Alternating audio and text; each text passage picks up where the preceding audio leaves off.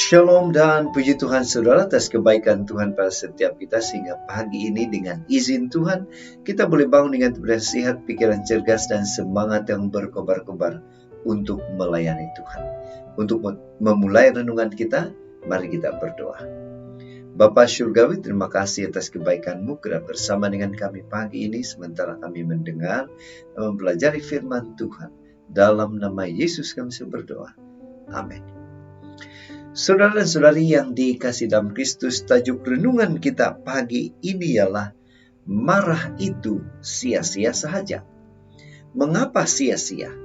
Firman Tuhan di dalam Mazmur 90 ayat 5 hingga 6 mengatakan, Engkau menghanyutkan manusia, mereka seperti mimpi, seperti rumput yang bertumbuh di waktu pagi, berkembang dan bertumbuh di waktu petang, lisut dan layu.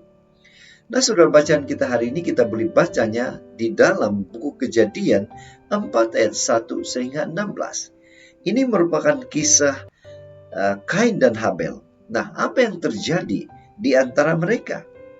Ada sebuah ilustrasi. Mengisahkan seorang nenek yang bernama Penny.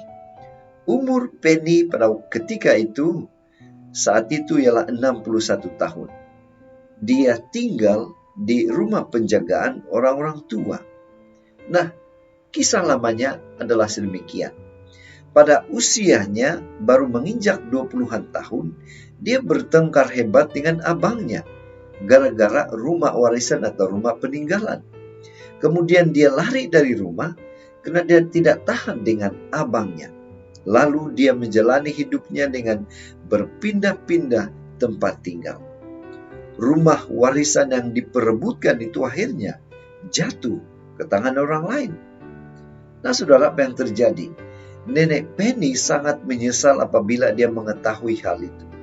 Di dalam hatinya berkata, mengapa dulu saya tidak kawal marah saya?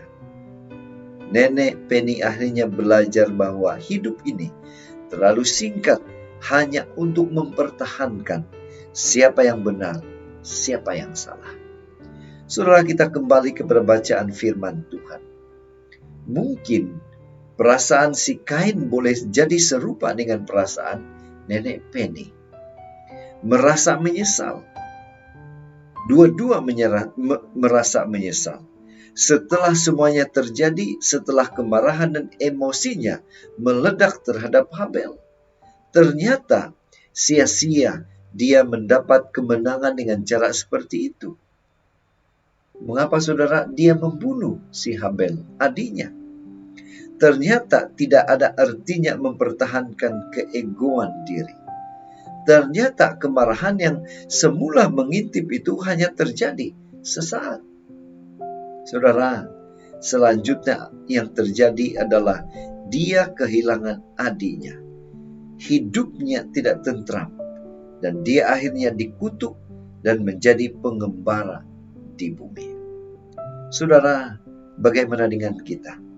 Apakah saat ini kita sedang dalam kemarahan yang sudah bertahun-tahun, berlarut-larutan? Kita perlu ingat, saudara, pada saat kita kembali melihat cepatnya masa itu berlalu dan singkatnya hidup kita yang seumpama rumput, sesungguhnya kemarahan kita itu adalah sia-sia.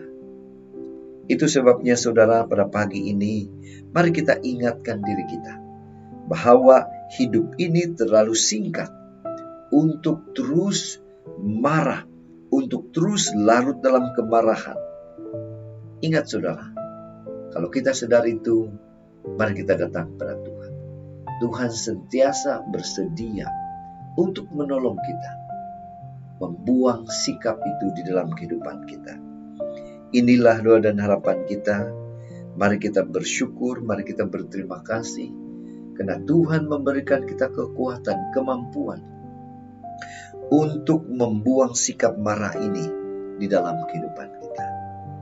Mari kita tetap setia, tetap semangat, tetap positif, dan tetap siap bersama dengan Tuhan sampai Maranatha. Tuhan memberkati kita. Mari kita berdoa. Bapa Syurgawi, terima kasih atas kebaikan-Mu karena mengingatkan kami untuk membuang sikap kemarahan, karena itu akan menghalang pertolongan berkat Tuhan terjadi dalam hidup kami. Dalam nama Yesus kami berdoa.